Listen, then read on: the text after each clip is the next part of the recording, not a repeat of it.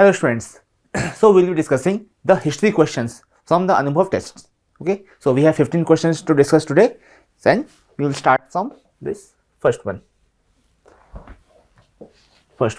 It talks about this inscription was written in Sanskrit.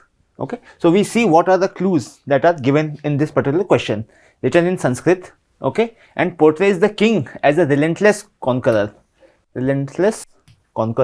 Okay, so with this is quite easy to guess, like where we can narrow it down to. Okay, who captured and later released several southern rulers. Yes, the king is mentioned with the title of Lichavi Dohitr. Okay, means slayers of Lichavis. Okay, and is being compared to the gods Kuber, Varun, Indra and Yama. It is written on a pillar which also carries inscriptions of Mauryan Emperor Ashoka and the Mughal Emperor Jahangir. Okay, so a lot of clues, even from one sentence or two, you could have arrived at the answer, which is Prayag Prashasti. Okay, it is also called the Allahabad pillar inscription. Allahabad pillar inscription. Okay, it was written by Harisena. Harisena was a minister of Samudragupta. He mentions all the exploits, military exploits of Samudragupta. Okay, he conquered a lot of territories, like in this Lichavi Dohitra. Okay, it is mentioned that he conquered the Lichavis. Okay, so what happened was that it was a time of expansion of the Mauryan Empire, of the Mauryan Gupta Empire. Okay, so he conquered smaller territories, smaller kingdoms like the Lichavis. Okay, and this pillar inscription was put there by Mauryan Emperor. Okay, from the Ashokan times, from the Mauryan times. It also mentions one specific thing. It says some general instructions, like the monasteries should be looked after by the state. Okay, like patronized, monasteries should be patronized. Okay, the religious people should be patronized. And one specific thing is talks about is the donations, the spiritual goodwill of the donations which has been done by the queen. Okay, that should accrue to the queen. Okay, and that should not come to the king. So it especially specifies. So this also shows the importance, the political and social importance of the queen, of the women of that time. Okay, so that's the extrapolation of that particular idea. Okay, on the same pillar inscription, later we have the Mughal Emperor Jahangir's inscription as well. Okay, Jahangir also in his time inscribed. Okay, and there was not a lot of space there. Okay, so he wrote over a few lines below. Okay, so it is said that he destroyed the inscription in a way. Okay, so that's about the Prayag Prashasti. We see the other options as well. Okay, the Ahom inscription. Okay, it's in Megoti temple.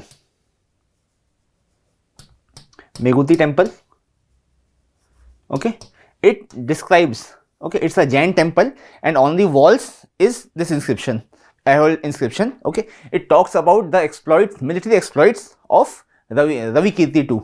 Okay, he destroyed and defeated Harsha. Okay, the Harshvardhan, the Indian king. Okay, next we have the Mehrauli pillar inscription. Okay, it talks about Chandragupta II of the Gupta Empire. Okay, and last we have the Iran Prashasti. Okay, this is significant because it for the first time mentions the practice of sati. Okay, it says that a particular general died in battle and later his wife committed sati. Okay, so that is we see the answer is A, Prayag Prashasti, and we see a little information for the other three options as well. Next we come to the next question. Okay, Shankaracharya and Ramanujacharya were both proponents of Vedanta. Okay, but they differed in their interpretations. Okay, like Vedanta school had a number of sub schools. Okay, so this second question talks about the differences in philosophy of Shankaracharya and Ramanujacharya. Okay, Shankaracharya is a proponent of Advait Vedanta. It's a separate school of Vedanta, and Ramanujacharya is the originator or the father of a different school which is called Vishisht Advaita. Okay, so the basic philosophy says in Advait Vedanta. Okay, the basic philosophy says the Brahman and the Atman, the soul and the supreme being, are the one. Okay, and whatever else we have is just illusion. Okay, so the ultimate realization, moksha, comes from the realization that Atman is Brahman. Okay, and next we have for Ramanujacharya, it's called Vishisht Advaita. Okay, it's also called qualified monoism. It says yes, they are the parts of the same thing. Okay, but they are not exactly the same thing. Okay, so Vishisht Advaita says yes, there is a idea of an individual. Individual is there. Okay, individual is not just a part of the Brahman. Okay, it has a separate entity existence. Okay, so we see what the statements are. Okay, Shankaracharya advocated that in the individual soul and Brahman are identical. Okay, separate realities. Okay, so they were not two completely independent realities. Okay, they were also part of the same, but it was different. Shankaracharya believed in ultimate reality to be impersonal, Brahman without aptitude. Yes, second option is correct. While Shankaracharya said believed in the ultimate reality to be an impersonal Brahman without any attributes. Okay, while Ramanujacharya believed that the Brahman with personal attributes, like I said, because there is an idea of an individual in Ramanujacharya's idea. Okay, so next question we have the three terms here. It is Hiranya, we have Hiranya, Pranaya and Pindakara. Okay, so what are these terms? These terms are Mauryan taxes. Mauryan taxes. Okay, we have found the record for these from the document Arthashastra and other contemporary documents as well. Okay, Hiranya was a tax paid in gold. Paid in gold. Okay, like Hiranya is gold, a term for gold. Okay, next we have the Pranaya. Pranaya is also called emergency tax. Emergency tax. Okay, it's also called gift. Okay, like it is expected, like when state demands, okay, the subjects should willingly offer more resources, okay, to meet emergency requirements, emergency needs. Okay, so that was emergency tax. Okay, it was also mostly taken in cash. And then we have the Pindikara. In Pindikara, Pind is a term for say village, okay, group. So in Pindikara, it is a tax collectively collected, okay, by villages. Okay, other important and popular taxes from modern period are Bhoga and Bali. These were very important and quite popular across the time. Bhoga and Bali. And the names for these particular taxes continued even in Gupta period and even later. Okay, so these were the terms. B. The answer will be B. Next question we have is regarding Ahom kingdom. Okay, it was a kingdom which was between 1228 to 1826. Okay, a very important personality from that particular kingdom was Lachit Borphukan. Okay, he defeated the Mughal army in the battle of Saraighat. Yes, it took place in year 1671, and one important thing about this battle was that it was a naval battle. Okay, it was a naval battle fought on the Brahmaputra river near Guwahati. Okay, then Charaidev Moidams are burial mounds of Ahom kings and queens. Yes, this statement is also correct. Okay, it has been recently added to the UNESCO World Heritage Sites list. Okay, it is the 46th entry from India, and with this India became the 6th biggest country among the list. Like only 5 countries have more places in this particular UNESCO list. Okay, and third statement we have Buranjis are historical chronicles of Ahom dynasty. Yes, this statement is also correct. These Buranjis were historical documents. Okay, and these were of two types. One was done by state, okay, like state records, and one was by private or families. Like families also documented their history. Okay, like the grandfather was a big noble in the court, and then what his son did. Okay, so branches were of two types: states and private families.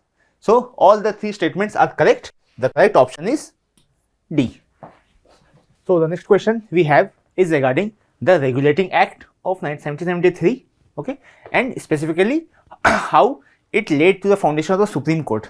Okay, so the Regulatory Act for 1773 was the first time a need was seen for the judicial system. Okay, so a court was established. It decreed for a court which was finally established in the year 1774. It was called Supreme Court of Judicature. Okay, and when this particular court was set up, okay, there was a lot of tussle between the ruling establishment, the current establishment of the company, the executive part, and the court, like who will govern and which how will they try the people. Okay, so finally in the year 1781 an act was passed which laid down the jurisdiction of the court. Okay, it said that all citizens of Calcutta and British subjects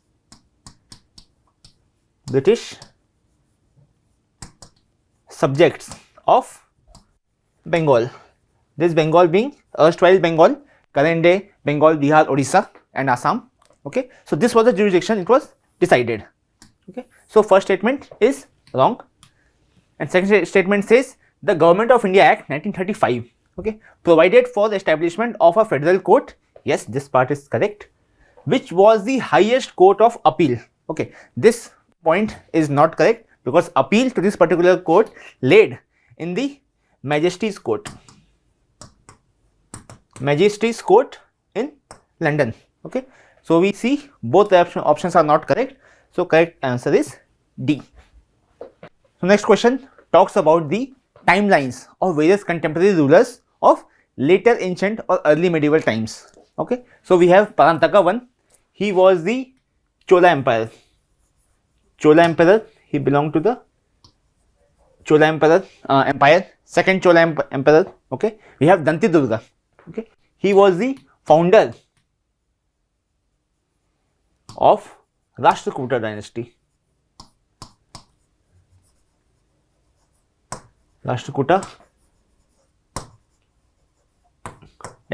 Okay, next we have Mihir Bhoj. Okay, he was from the Gurjar Pratihar dynasty.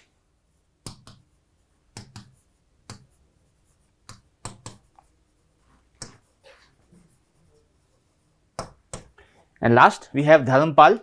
He was the second Pala emperor, Palas of Bengal. Okay, in Mihir Bhoj there has been a debate recently because both the Jats and the Rajputs were claiming that they sought their ancestry from this clan. Okay, the Jat said Mihir Bhoj was a Jat ruler and the Rajput said he was a Rajput ruler. Okay, so here you have to see the times, the timeline. Okay, and we have Dantidurga who came in the 8th century. Okay, and all others were from the 9th century. Okay, so if you have one fixed, like Dantidurga came the earliest, so in the option you can easily eliminate if you know 2 is the first. Okay, and later we have Parantaka I.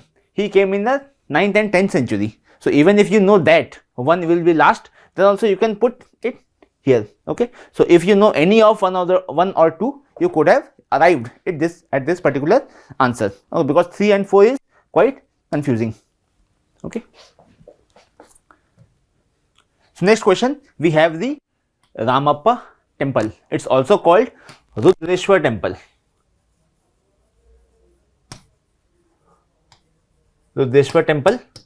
Okay, so one unique thing about it is that mostly the temple is known for the goddess or the god which is being worshipped there, but it is among the few who derive its name from the sculptor Ramappa was not the king who ordered the construction, but the sculptor who crafted it. Okay, the chief sculptor. He spent around 40 years making this particular temple. Okay, first it is a Shiva temple built during the reign of Kakatiya dynasty. Yes, it is correct. If you know its real name is Rudreshwar temple, you could have guessed this. And one important thing is that it was built by a Kakatiya general, okay, and not a king. Okay, it is renowned for its unique hanging pillars that appear to be suspended in the air. This is not correct because this particular feature is in the Veerbhadra Lepakshi temple.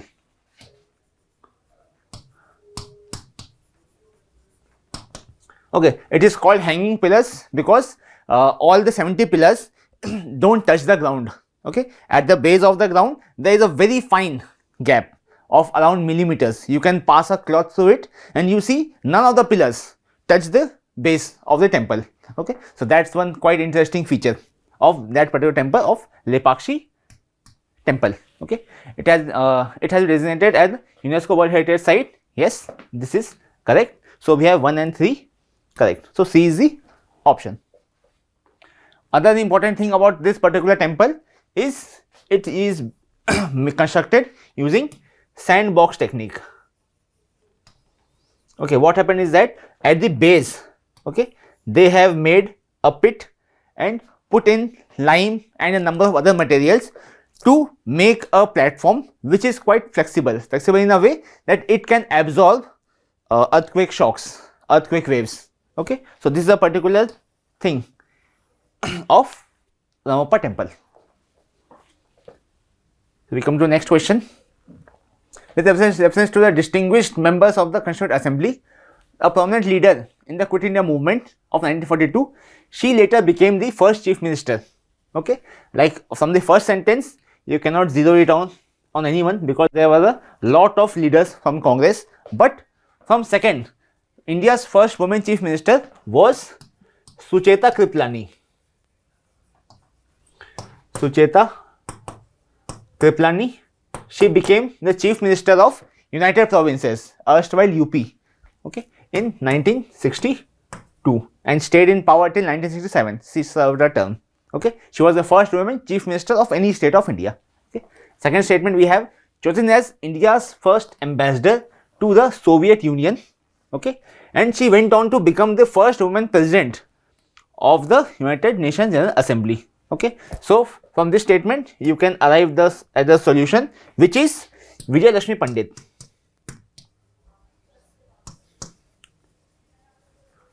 Vijay Lakshmi Pandit. Okay, she was sister to Pandit Jawaharlal Nehru. Okay, she was the first female president of United Nations. Okay, and for only Indian to take that position.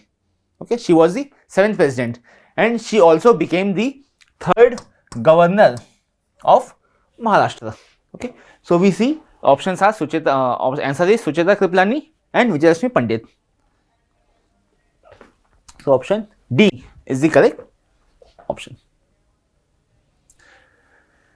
With respect to cultural history of medieval India, consider the following statement. Nathpanthis believe that the salvation lies in meditation and the formless ultimate reality. Okay, so we have 3 sects. Okay, Varkari. See, Nathpanthis and Lingayats both are a particular sect of Shaivism. Okay, and Varkari are not exactly Shaivites. Okay, they believe in Bhakti movement, Bhakti philosophy. Okay, Nathpanthis believe in salvation lies in the meditation of the formless ultimate reality.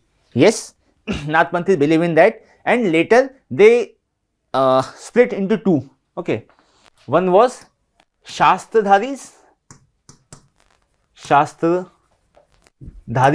and second was Astradhari. Astradharis. Okay, so they became a militant force as well. Okay, and fought a number of battles against the invaders of that time. Okay, next we have the Lingayats. Okay, the Lingayats are very popular in Karnataka. Okay, they believe they take their philosophy, ideology from the followers of Basavanna. Okay. Reject the caste hierarchy. Yes. Support many practices disapproved by the Dharmashastras. Yes. It was a response and reaction to caste discrimination. Okay. They allowed everyone. They did not discriminate among castes, and so they became very popular among the lower caste, which were not attributed enough respect and social position, social standing in the mainstream society. Okay. Another important distinction from Dharmashastra for the Lingayats is that they do not cremate their followers. Okay. They bury them in a sitting position with a shivling on their right hand. Okay. The idea is that in this meditative pose, they will be meeting their creator, Lord Shiva. So we come to the third option, third statement. Followers of the Varkari sect worship Shiva. Okay. This statement is not correct because they are not followers of Shaivism. They worship Vitthal. Okay. So we have option 1 and 2 correct, 2 is not correct. So B is the right answer to this question. Next we have, which of the following queens ruled in 18th century and is credited with construction of Vishnupat temple, okay, in Gaya, and renovation of the Kashi Vishwanath temple. Okay. So from the second statement you can easily zero in on Maharani Ahilyabai Holkar. Okay. She was the queen of Malwa kingdom.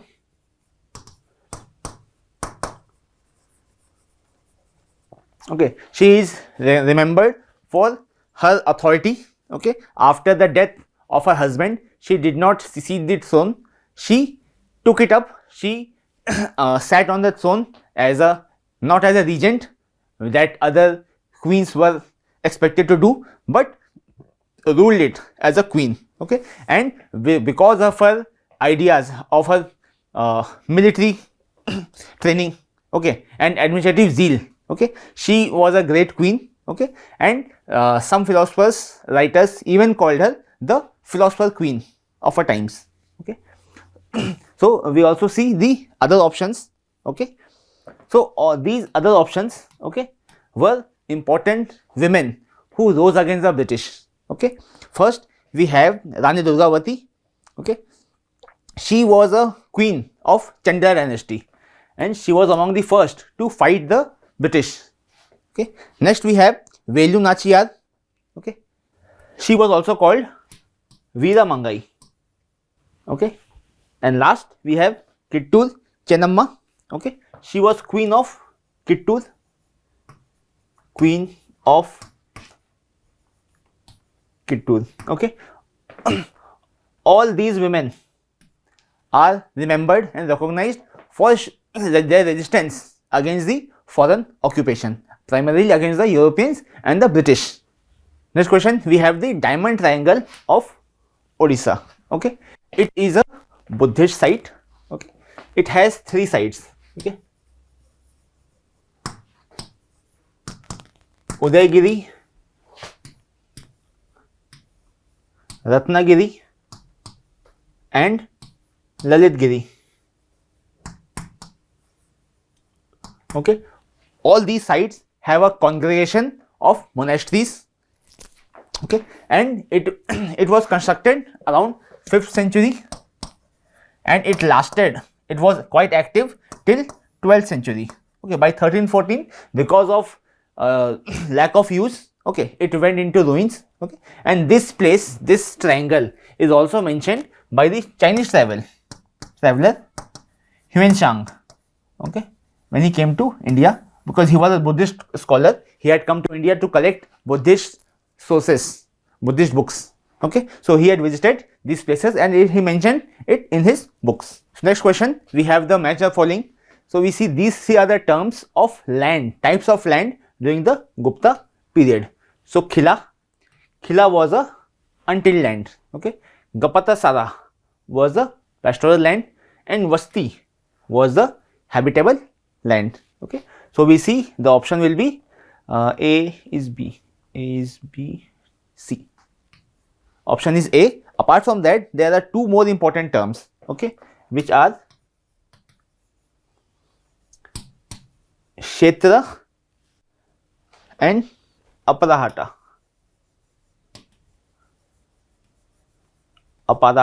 Okay. Kshetra means cultivable land. Okay, where cultivation can be done is possible, and Aparahata is jungle land. Okay, so these 5, okay, 1, 2, 3, and Kshetrahata and Aparahata. These 5 were the classifications of land when it comes to Gupta period. Next question we have about the uprisings seen in the British period. Okay, we see match of the following. First is Munda uprising. It happened in Chotanagar Plateau. Yes, this statement is correct. Withdrawal of Chotanagar Tenancy Act. This statement is not correct because of this Munda uprising, this act was brought in the year 1908. Okay, to pacify the Munda. Okay, it was led by Birsa Munda. The year was 1899 to 1900. Okay, second statement we have the Bhil revolt. Okay, the Bhil we know is a tribe of central India. Okay, and the region is called Garo and Jaintia hills. These are Garo Khasi Jaintia hills is in the northeast. So we know this is not correct. Okay, so this will not be correct. This option is also not correct. Okay, next we have the Santhal rebellion. Okay, 1855 to 56. Okay, Rajmahal hills. Yes, this statement is correct. Establishment of Santhal Pargana. Yes, 1858.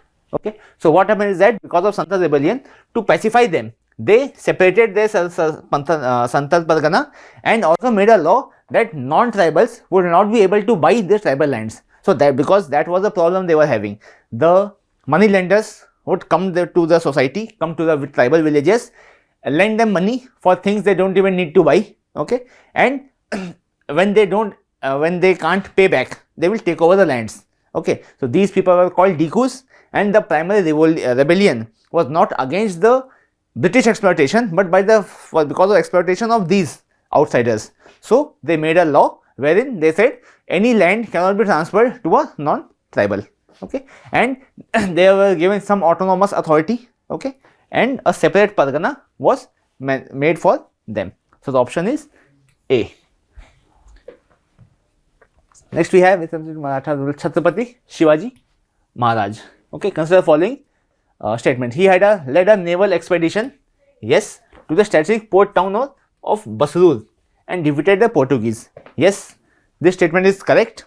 Okay, he did that in the year 1665. Okay, because he knew he faced the challenge of the British. Okay, he knew the challenge of the Europeans. So he knew that who conquered the sea will be able to trade. Okay, and it is the waterways which gave them power and economy. Okay, so he was very keen on making a strong navy. Okay, so he hired a number of Europeans. Okay, and first he gave them contracts to build ships, and later he also asked his own people, the local craftsmen, to work closely with them so that they can learn the art of shipbuilding. Okay, and slowly, starting from 2 ships, he reached to 85 ships. Like in this battle, in this expedition of Basrur, he reached Basrur, port city controlled by Portuguese, with 85 ships. Okay, it was a very huge armada. Okay, next he authored the Sanskrit treatise Buddha Bhushanam, which outlines principles of governance and military tactics. No, he was not the one who did. It was his son Sambhaji. Okay, it was his son Sambhaji who had done that. Okay, so statement 1 is right, only A. So next question talks about the tattvas, the concept of tattvas in Jainism. Okay, so we have 7 tattvas in Jainism. The idea, the philosophy, like what happens to the soul. Okay, and what are the constituents of this world. Okay, like Jiva, there is the living being, Ajiva, the non-living being. Okay, Aswara, the influx of spiritual things into the soul. Okay, is Aswara. Bandha is the bondage, like how you keep that in the body. Next we have Savara, which stoppage, like the spiritual influx is stopped. Okay, and then nidhara. Nidhara is a dissociation.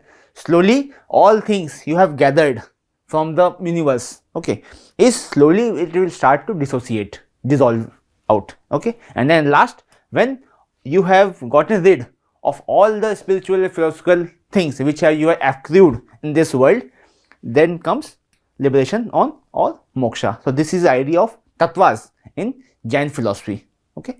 So asvara, yes, the influx of karmic matter, yes, and samvara, okay, is the stoppage or obstruction of influx of karmic matter, yes, and then there's nirjara, okay, removal of karmic matter from soul. So yes, all three options are correct. 3. So option here, correct answer is C. So this was a discussion of all the 15 questions of history. Follow us for more such videos. Thank you.